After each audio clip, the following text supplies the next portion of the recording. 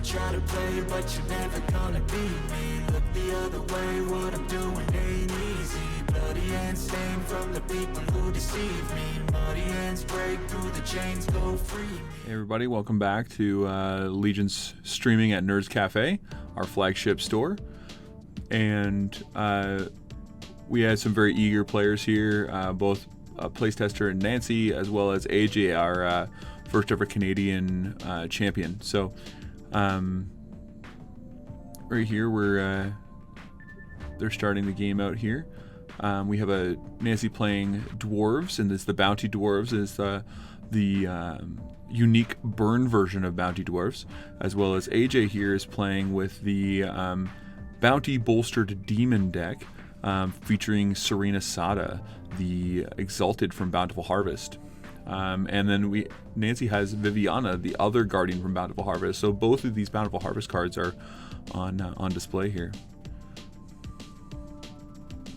So they're just setting up here, just shuffling up their hands, and then so AJ's starting the game first, and he's going to start off by setting 2 cards face down in the fortified, and he's going to start with Armageddon. It's the Horseman of the Fallen, and it's just a 4-power Demon Warrior. Demons don't typically play a whole lot of warriors in their deck. They like to play around with the fact that they can steal opponents' warriors. It's a mechanic unique to the demons currently in the game, and so you won't see a lot of demons coming down on AJ's side of the field, but when you do, they usually are pretty impactful, like this 4-power one. So Nancy starting off here. They already got their, like I said, they got their mulligan effects already. AJ did the different mulligan, the alternative mulligan that Serena Sada offers, and Nancy went and got that Welcome to Alberdun that you saw there through her Viviana effect to search for one Alberdun card.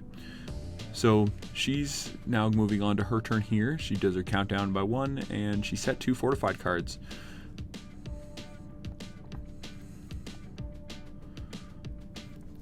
So she's just deciding on how she wants to play out this thing here. So this is a control version of demons against more of a control stall burn deck in the Dwarfs. So this is a really interesting matchup to see how this goes. So she's going to start off real strong here with Born of Blastforged Fire. So this is at the cost of 10 life. Nancy's going to put 10 Bloodborne here, and she has to discard 2 Blastforge cards from her hand. So it's steep. And this here is to try and hit AJ for 15. But of course, AJ has the Fall of the Fallen to be able to negate the activation of that unified card and destroy it. So at the cost of discarding a demon card and paying 4 life.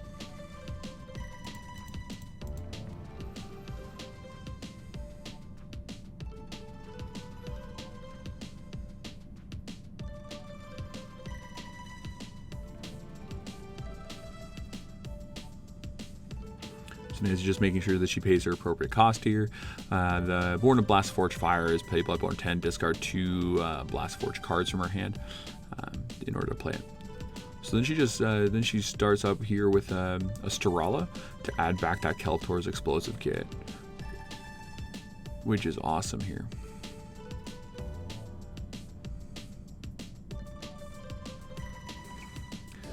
That Keltor's explosive kit, despite not being a Blastforge card, it's a key cog in the Blastforge machine.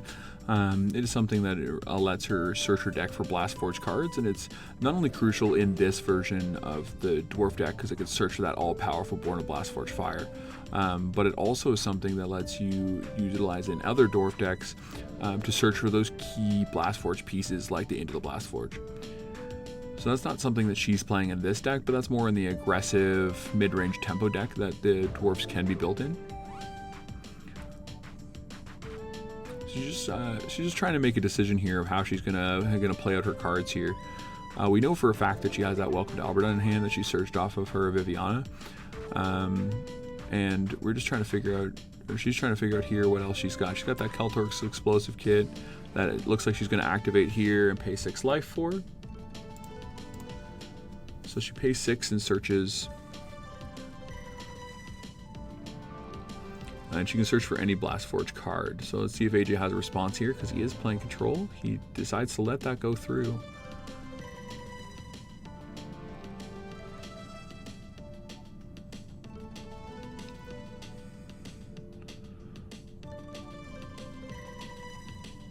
So in this situation, you know, like having the Serena Sada in Demons really helps synergize and helps the deck get through a lot of things that they need to get through.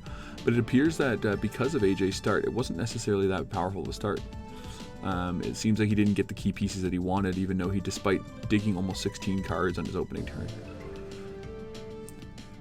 So here Nancy then follows it up with Welcome to Alberton. So she's going to be able to heal by 5, and both players then can draw 1 card, and Nancy can't take any battle damage until the start of her next turn. This is the main strategy of this dwarf style burn deck, is to just continually try and stop your opponent from hitting you and making sure you deal as much effect damage as you possibly can. So she passes and moves on to AJ. He counts down 1, draws a card and sets a fortified. In this situation now, he's going to have to try to figure out, it's the fact that he can't deal any damage here. So what does he exactly want to do? So he starts off strong here, and he plays the Mammon, the Fallen Greed. So this is huge, because this is that all-powerful retrieve mechanic that lets him add back any unified or fortified card back to his hand. I don't believe he has any, or he might have added 1 back demon card, but we didn't quite see what it was. But he did then follow it up with Magic Mask 3-Eyed Dark that he now activates and equips to Nancy's Sistrala. So typically the dwarf players do not, in this certain build, usually don't leave a warrior on field, and this is the kind of strategy of using the 3-Eyed Dark that you want to use on your opponent, being this burn deck. But in this situation, it's going against her. So at the start of her turn, she draws for a card, and she has to pay that Bloodborne 12 off of the Magic Mask 3-Eyed Dark.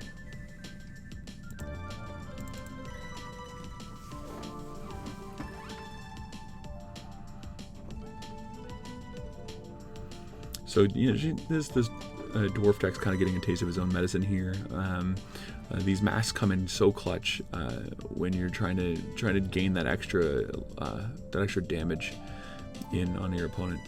So then Nancy follows it up here with the Quanamine, the Elder Druid of the Blastforge. So she gets to look at the top 2 cards of her deck, chooses to add 1 to hand, and 1 goes to the bottom. So that's what she's doing right now. Yeah. So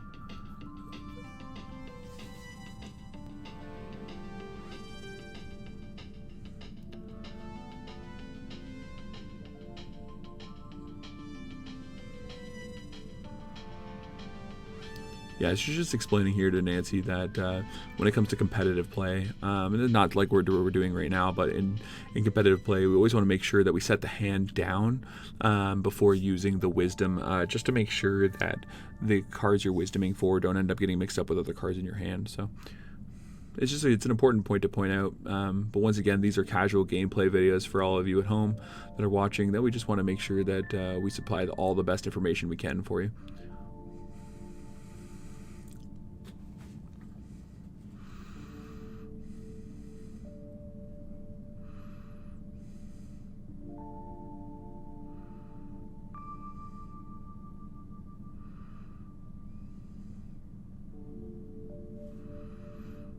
So now Nancy's trying to decide what she's going to do here. It appears that she's got a Diary of a Blastforge Survivor in her hand. It looks like a Born of Blastforge Fire and Blastforge Melt Cannon.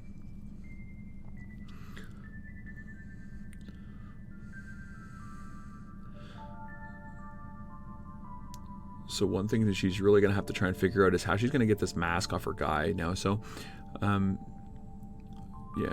So right there, she's going to have to crash 1 into 1. So this is where demons get really crafty and tricky with what they do. So he's going to play Moloch's Abomination of the Fallen, which is a fortified card that if you it pays 6 and lets him take control of a warrior on the field with 3 or less power, original attack 3 or less, and takes control of it. So this is this is what makes demons really, really powerful with the addition of Bountiful Harvest cards, is the fact that this Armament Moloch's Abomination steals the warrior, and you want to steal the warrior with the Three-Eyed Dark equipped to it, because in this situation, the Three-Eyed Dark, in the way it's worded, is it says that the owner of the equipped warrior has to pay the Bloodborne cost. So when demons steal it, the opponent still has to pay the cost of the Bloodborne off of the Three-Eyed Dark. And that's a really crucial thing that gives demons a really good competitive edge, utilizing the Three-Eyed Dark and Serena's Auto to dig for those pieces for you. So then this is where Nancy's activating the Alberdon's Trader District. So Alberdon's Trader District is a pretty unique card, and it's really only played in Viviana decks. Because it's a Bloodborne 15, but if you have Viviana the Festival Royalty as your guardian, you don't have to pay the Bloodborne 15. So that's really awesome, and it targets 3 cards in your discard pile, any 3 cards, shuffles them back into the deck, and then lets you draw 1 card. So not having to pay the Bloodborne cost for that because of Viviana is awesome, and it just makes her that much more valuable in the deck.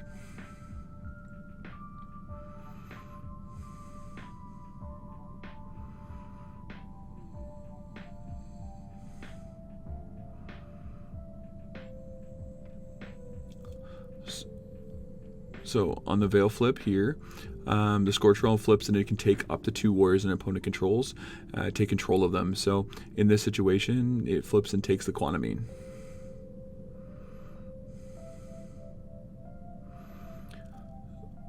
So this is where Nancy then responds with the Miss of the Fata Morgana.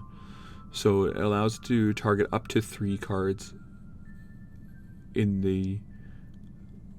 It targets up to 3 cards in the discard pile or the eradication zone. It shuffles them back in the deck, and then she won't take any battle or effect damage this turn.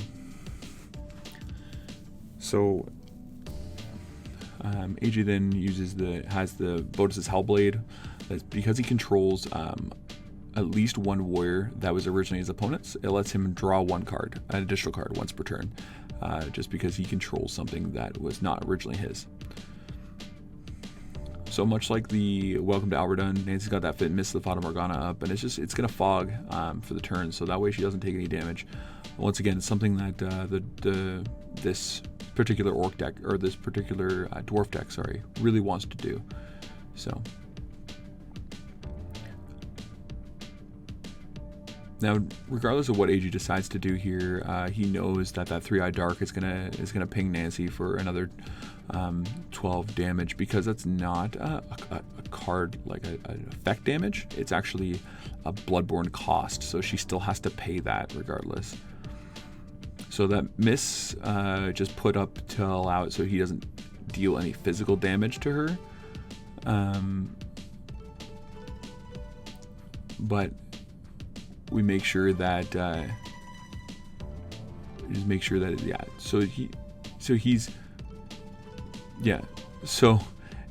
AJ here is being a cheeky player here, and he's he can declare attacks. The card Miss of Fata Morgana makes it so he can't necessarily doesn't say he can't declare attacks, but he chooses to declare attacks. No damage can be done. This does come into effect with cards that say they have to attack, but AJ just chose to, but no damage was dealt. So this here, so now it passes it to Nancy, and this is where Nancy's Veil pierces. And at this point, the Frost Realm gets to return 2 cards to the owner's hand. So I would assume that she would target hers. No, she chooses to bounce 2 Fortifieds instead. She wants to get rid of that negate. So yeah, so Nancy would have to draw for turn before she can actually activate this. Yeah.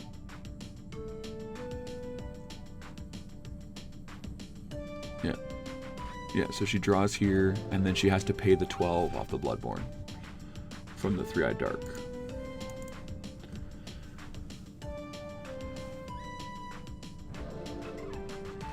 So we just needed to roll it back there, and AJ was just trying to explain that she has to draw, and then during the reinforce phase that the mask has to bounce back. So yeah, so now she's using the synergy Mount Fingar, the Frozen Peak, to return the warrior to the hand, which is, since it was originally her warrior, it goes to her hand. And this is also where she returns his last remaining fortified. So this is pretty huge, because now she's free to do whatever she wants, because AJ won't have any fortified responses.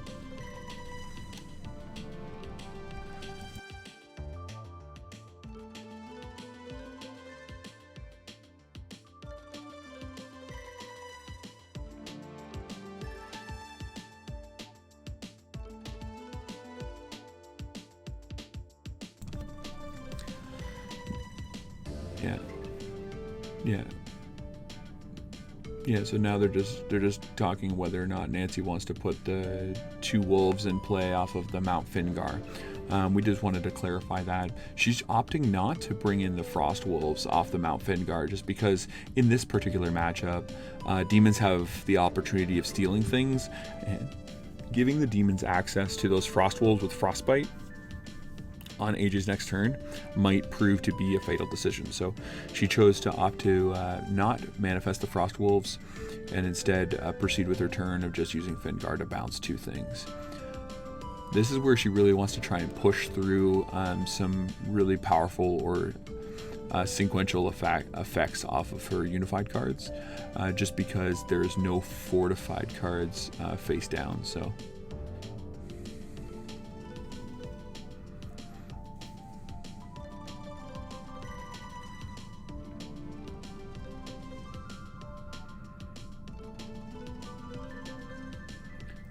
here she's opting to do another Born of Blastforge Fire.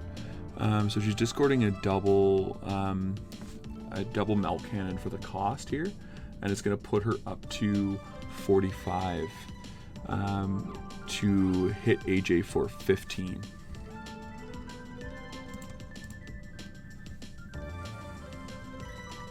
So it puts him to a 25 damage.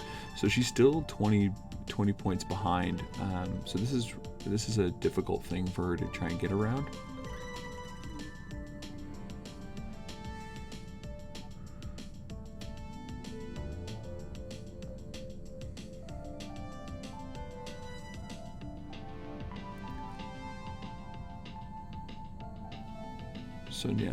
So now she's choosing to eradicate the Blastforge Melt Cannon. This is the exact reason why you discard the Blastforge Melt Cannon off of the Born of Blastforge Fire, because the Melt Cannon, when eradicated, you can target 1 card in the field and destroy it. So this is where she can just snipe out anything that she particularly wants to hit.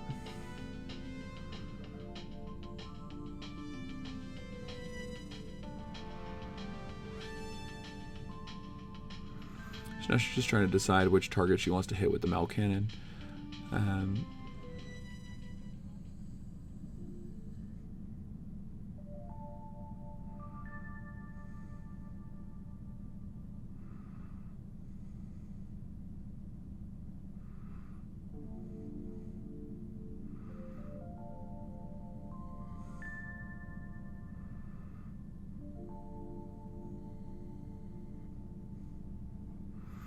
Yeah, so they're just discussing right now what potentially she could do.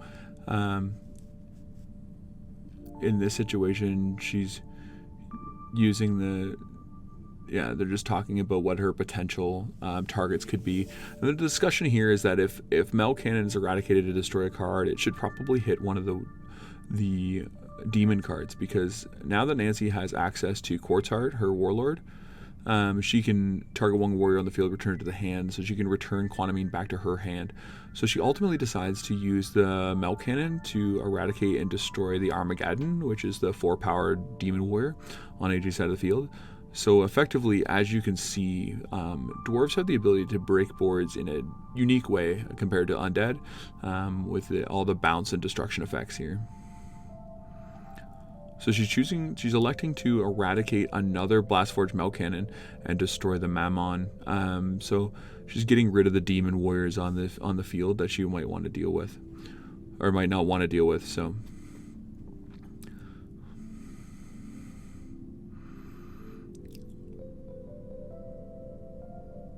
So now the decision's here to be made. She only has 4 cards in hand, but she does have the opportunity of using Quartz Heart's special ability, but she's choosing to use his magical attack to return 1 dwarf warrior from the field, or to return 1 warrior from the field to the hand. And because she chose the Quantumine, it returns back to her hand. So now she's effectively between her Veil, her Synergy, and her Double Melt Cannon, paired with Quartz Heart, has been able to clear out quite a substantial amount of the demon player's board here. So demons are a little bit, not necessarily on the back foot, but they, because ultimately a lot of those cards went back to the hand, so you can just reset them the next turn. So AJ does have that advantage, but this is where Nancy's free to play more things now, because the demons have nothing to counter, and they're not really posing any threat with any warrior on the field. Oh, so this here, we have to just clarify, this is an invalid target. I think AJ's going to catch this here. Yeah, so you have to, yeah, so she's just going over the fact that, yeah, AJ caught this there, that she has to return a face-up Blast Forge card to hand first. So yeah, we're just making sure here that the card is played in the right order here.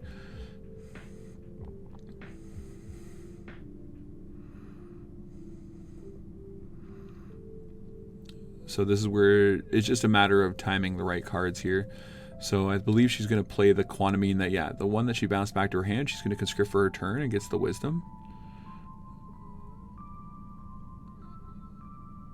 And then here she looks at the top 2 cards of her deck, gets to put 1 on the bottom, 1 into her hand. So she makes the choice there, and then now she has the eligible target to do this Blast Forge Extreme. Yeah, so then she'll pay the Blast Forge Extreme, the 5 Consume, returns the Quantumine back to the hand. This is crucial because Quantumine has that really excellent interplay ability of the Wisdom. So it returns it back to the hand and lets her search for 1 Blast Forge Fortified, 1 Blast Forge Unified, and 1 Blast Forge Warrior. Now this is really awesome. You search and reveal all 3 of them. And then at this point, the opponent then has to choose 1 of the cards to go to the discard pile, and then the other 2 go to your hand. So it's essentially like drawing 2 cards at your opponent's choice that you give them. So it's pretty awesome in this regard because it refills her hand. It gives her the pieces that she necessarily needs because she gets to choose those pieces, and then she can then progress through the rest of her turn with more options in her hand. Now also she brought back that Quantumine back to her hand, so now she has that opportunity where she can reuse that Wisdom again. So we'll see what she picks here. So she chooses the Blast Force Blast Shield, which is a fortified card that bounces cards on the opponent's side of the field. Now, demons don't play a lot of warriors, so in this situation it might not be a good card, but it's essential to have a fortified target, and this is the target that she's choosing. Ultimately, she can bounce cards that he steals from her back to his hand, or back to her hand, so that could be beneficial later, but it's typically just going to be used as a discard cost for that Born of Blast Forge Fire later on down in the next turn. She then adds, it looks like she's going to choose the Quantumine, the Blast Forge Elder Druid, similar to the one that she bounced back to her hand, has that Wisdom mechanic that really helps the dwarves kind of solidify what they want to do, and then yeah, Diary of Blast Forge Survivor is one of the only cards in the game that allow her to conscript from the discard pile as opposed to revive, which is really crucial to have that wording there, because in the aggro tempo version of dwarves, that conscript from the discard pile is something that's can be really abused with cards like Into the Blast Forge or Blast Back from the Blast Forge. Yeah, so at this point, AJ now has to decide 2 cards that go to her hand. So she's choosing the Quantumine and the Blast Shield, and ends up sending the Diary of Blast Forge Survivor to the discard pile. Either way, it netted her 2 cards, so she gets some advantage here. So now she's going to play Seasons of Magic Reflections. So now you're going to go consume 20, and she gets to choose 1 of 4. So she can deal 10 damage to each warlord.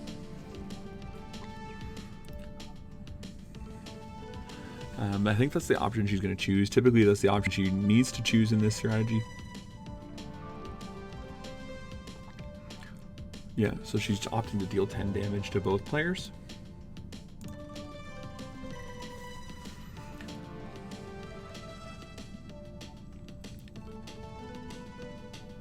Yeah.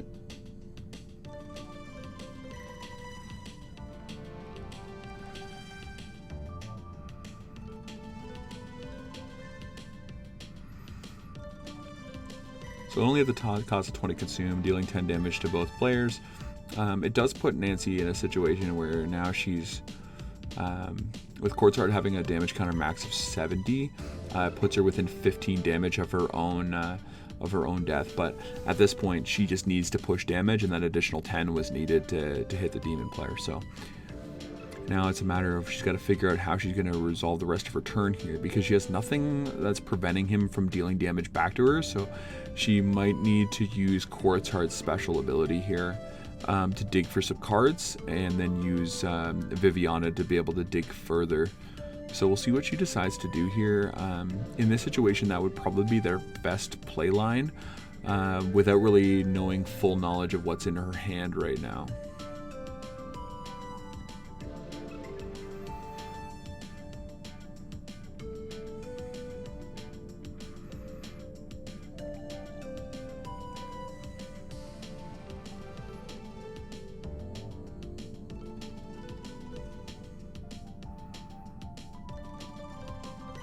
Alright, so the decisions here, like I said, it looks like there could potentially be limited play lines. We know that she got the Quantamine added to hand, the Blast Shield added to hand. She also added back another Quantamine back to her hand. So she definitely has 2 warriors in hand, and it appears to have a Dolgo as well, the Blastforged Tunnel Digger. So 3 warriors, and she's already used her Conscript this turn. So that seems to be a pretty clunky hand. She opts to pass the turn here instead of using Quartzheart's special ability. So I think she feels confident in the fact that yes, she does have a face down miss of the Fata Morgana. So there's a way of mitigating or stopping any damage to be dealt to her. So this is where he's, after drawing, AJ is going to be huge here and try and stop what she does. And opts to use the Caldera of Damnation, which is going to eradicate the top 4 cards of Nancy's deck. And then he can then revive up to 2 warriors from her eradication zone to his side of the field as a demon. So he opts to revive the Magical Mask Merchant. I believe that's the only warrior she hit off of the eradication. And then the Caldera will finish resolving and make 2 Incarnate Hellhound tokens. He could have chose 3, but it looks like he only chose the 2. He wants to leave those spots open in order to potentially play some more demon cards. Nancy then responds with a miss of the Fata Morgana and shuffles some cards back in the deck.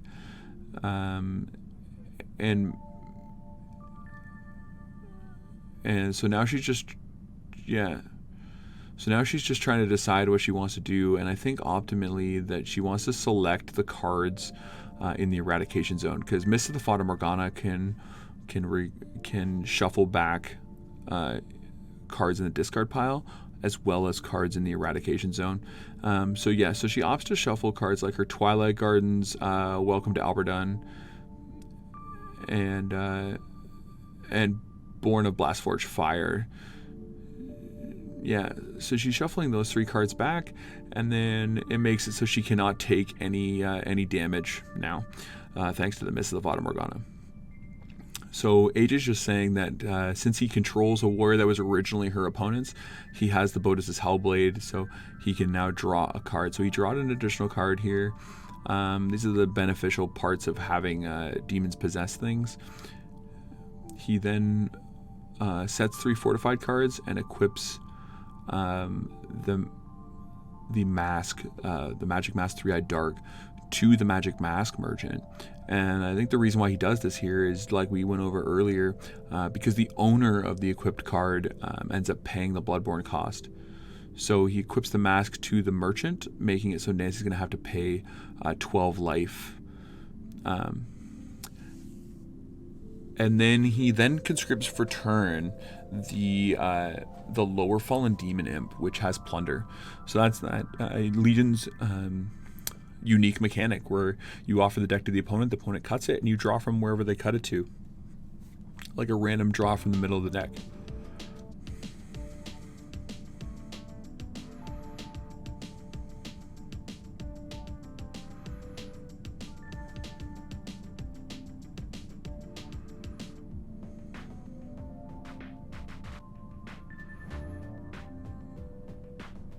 So now, because the Mist of the Fata Morgana is still live, AJ can't push any damage with either of his Hellhounds, his Magic Mask Merchant, or his Lawfaller Demon Imp, or his Warlord for that matter. He cannot deal any damage to her right now. But he knows that he can confidently probably pass the turn at this point, because that Magic Mask 3-Eyed Dark is going to make Nancy pay a Bloodborne cost of 12, which is going to put her really, really close to death here. So he's actually going to start going for broke, it looks like, and he's going to pay the 6 life.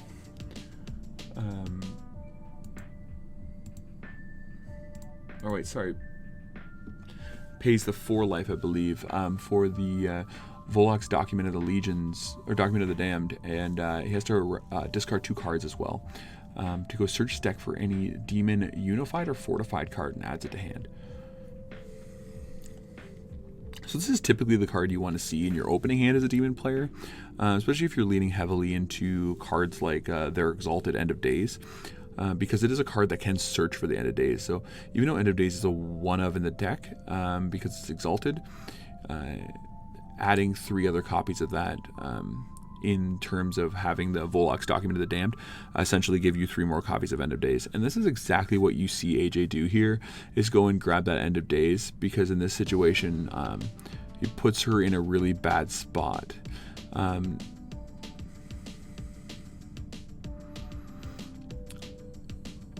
So now he's setting a Unified card, so he doesn't have to discard it at the cost of End of Days. And then activating the End of Days. So this is going to cost him 25 life. It's very steep, but neither player can respond to this card. He's going to both players have to discard cards, and he gets to send all warriors on your opponent's side of the field to the discard pile. Now Nancy doesn't have anything to send here, and then he draws 2 after the resolution there of the End of Days. But the thing is here now is that he can't deal any damage because of the Mist of the Fata Morgana, but it puts Nancy in a really bad position because now she no longer has a hand, and she's going to be taking 12 in her reinforced phase from the Magic Mask 3-Eyed Dark. So unless she can draw something here that kind of pulls her out of this, it makes it really difficult here, because she only has to do 11 damage, but she won't be able to do that right from that. So she draws for turn and then takes the 12 damage from the 3-Eyed Dark, which now puts her to only 3 life remaining. So now in this position, really, depending on what she drew here, the end of Days was just so devastating. We think that the only thing here that she can do is use Quartz Heart's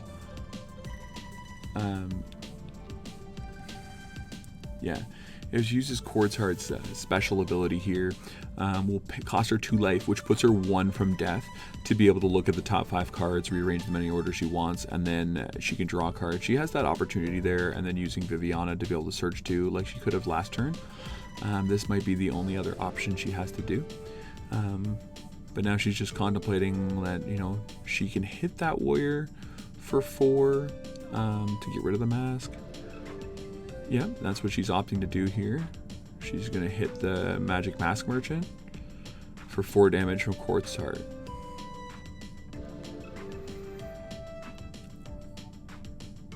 So AJ's going to flip the Soul Feeding for the Fallen in response. So it's not going to do anything in terms of affecting or stopping this battle from going through, but when it's first activated, he can search his deck for a Fallen Unified or Fortified card and add to hand. So he's going to grab the Deeper We've Fallen.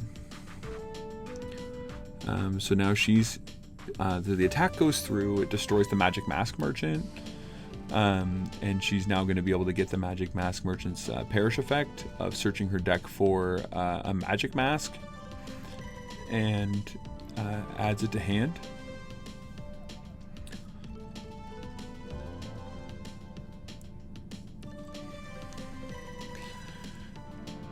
So she was able to deal with that one Magic Mask 3-Eyed Dark on the field, so she's not going to take that 12 damage. So she's able to search the Magic Mask 3-Eyed Dark. So in this situation, if she can resolve that, it will present lethal on AJ's turn. But the thing is that Nancy does know that he has a face-down negate, because she bounced it prior on a turn before back to his hand. So here, this is where she's opting to go and push through, and this might just win her the game now. This is huge because she's using Quartz Heart's special ability. Oh. So in this situation, if she uses Quartz Heart's special ability to take 2 damage, like I said, she's going to rearrange the top 5 cards of her deck in any order she wants, draws her a card. She has a chance of hitting that Magic Mask 3-Eyed Dark again. And if she doesn't, Viviana can go and search it. So she's actually has the opportunity for lethal here. But can she find that pathway? Can she find that play line? I don't know. We'll see. She's kind of looking through the grave, see what she's got here. There's not other options here. Realistically, the best play line available is putting herself to 1. But instead, she's going to go with the Conscription of Storala. She's opening up herself to the fact that he can actually steal a card. So now, that's not a valid target to add back. She can't add back the Miss of the Fata Morgana. So she's going to have to add back a Dwarf Unified or Fortified card, and I don't know if she has a target in the discard pile for this Storala.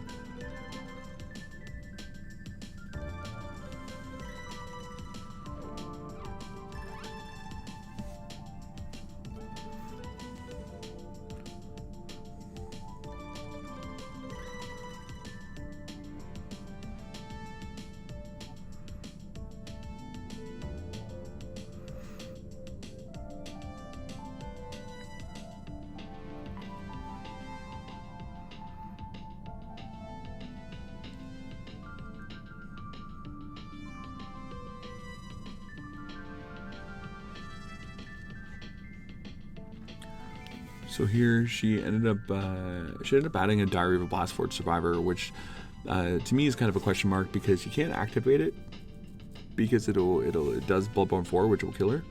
So like I said, her only play line here is Quartz Heart special ability, and we'll see if she sees that play line, because drawing a card and getting that search for the Magic Mask can really push for a game here. So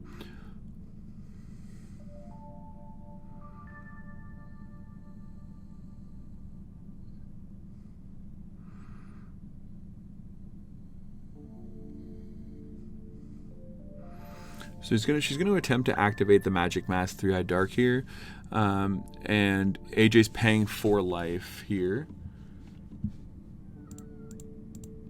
and puts himself to 68, and discards a demon card to negate that.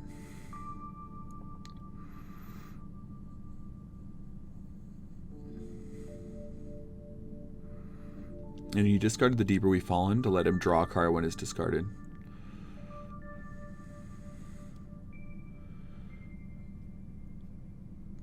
Yep. And this is the play line that's gonna...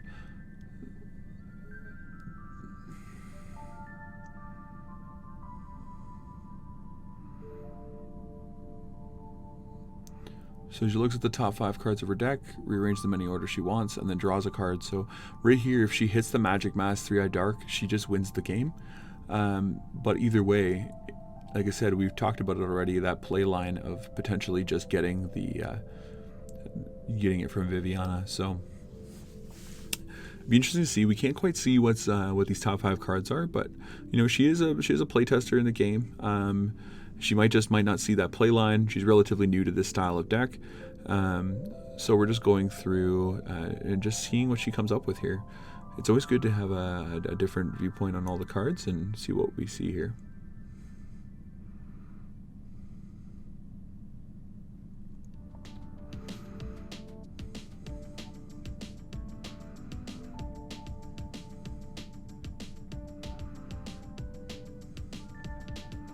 Oh, it looks like she's got her decision made. She rearranges them and draws the card. So it appears to be a magic mask, but it looks like it's the magic mask Fang face. No.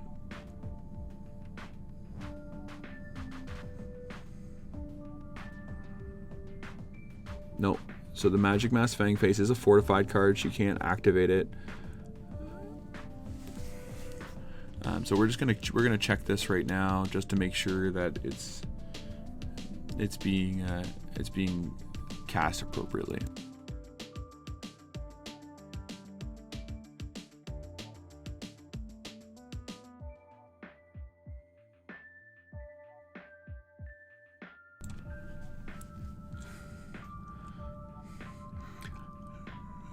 So this is where she realizes we just made sure we had a judge call there to let her know that, hey, we have a magic mask Fang face is a fortified. And it appears that she then sees, oh, it does. She sees the play line that we were talking about there that has it where she uses the Viviana. So she's now technically sitting at 69 damage, 1 damage away from lethal, but that Viviana came in huge because she allowed her to add that Welcome to Alberdun to be able to heal 5, not take any battle damage the next turn, and both players draw 1. This is awesome because unless AJ's got to set another negate face down, that 3-Eyed Dark is just representing lethal. And here comes the equip of the Magic Mask 3-Eyed Dark, and there is the negation. He has the deflect to negate the 3-Eyed Dark activation by discarding a card from his hand to negate. So all of that playline we psyched up ultimately did not mean anything, and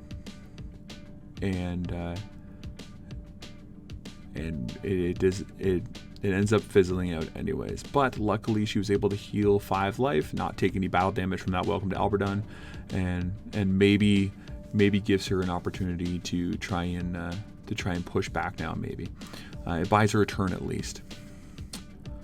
However, the only thing that could cost her the game now is the fact that she left a Storala open there, right?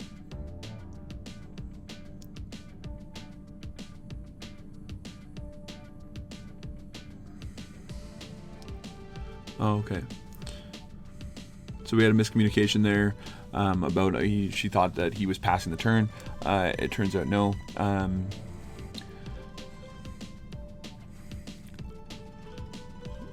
So here now he's just trying to figure out how he can do this.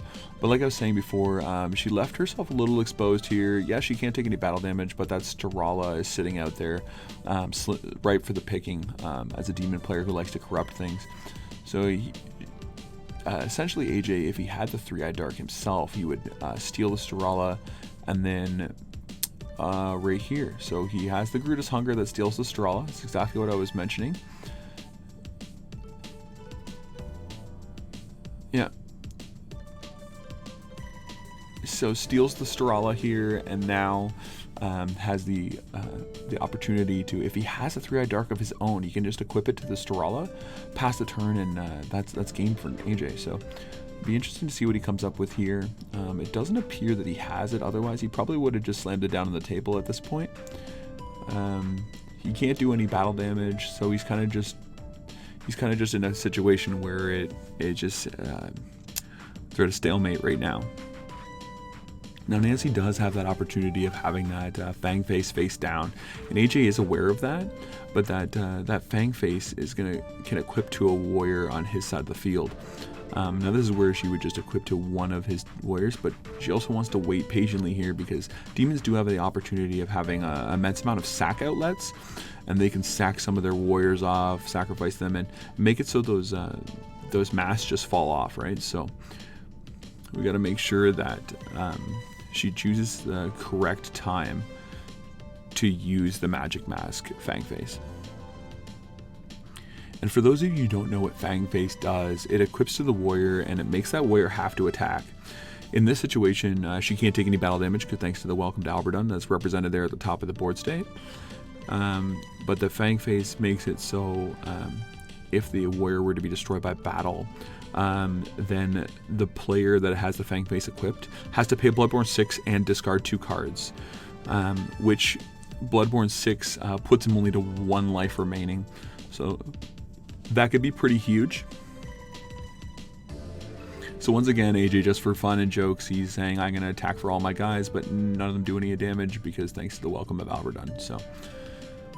So he's opting to pass the turn here with 2 set fortified cards, and like I said, not a whole lot he can do. We're in a stalemate situation right here. So it goes to Nancy. She goes to her countdown step, countdown phase. She counts down her cooldown counters and removes the Welcome to Alberdun. Now that is no longer valid. Draws for her turn. So she opted not to play the Fang Face at the end of AJ's turn, and it seems like she's got a plan here, but we'll see what she comes up with.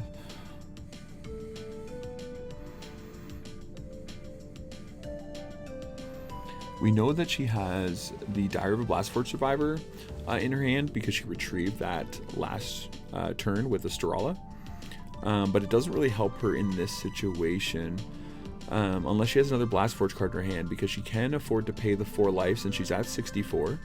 She can afford to pay the 4 life to activate the Diary of a Blastforge Survivor that's in her hand.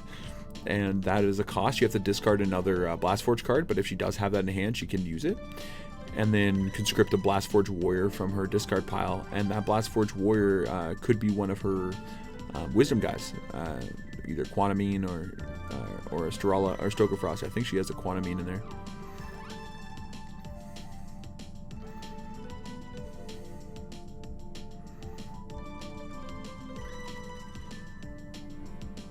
Yeah, so she's opting here that she's going to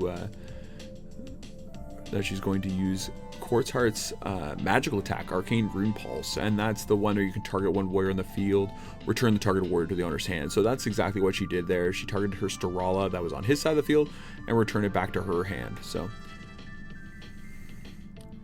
it appears that she just passed the turn now, though. And she's just waiting to see what AJ does. So she has to do, she has to find a way to push through that last 7 damage. And meanwhile, Nancy's sitting with 6 damage left of her life as well. So she's opting to take the 1 from the Imp, and then 2 from the Hellhound. And then another 2 from the Hellhound. And then attacking there with the 1 power Linger, Minion of the Fallen. So that put up enough damage there. So, yep. And that's game. So AJ's able to come through because he had that ever clutch deflect that stopped that playline we were talking about so thoroughly. Talking about that Magic Mask 3-Eye Dark. So she was able to get the playline we were talking about, put her to 1 life.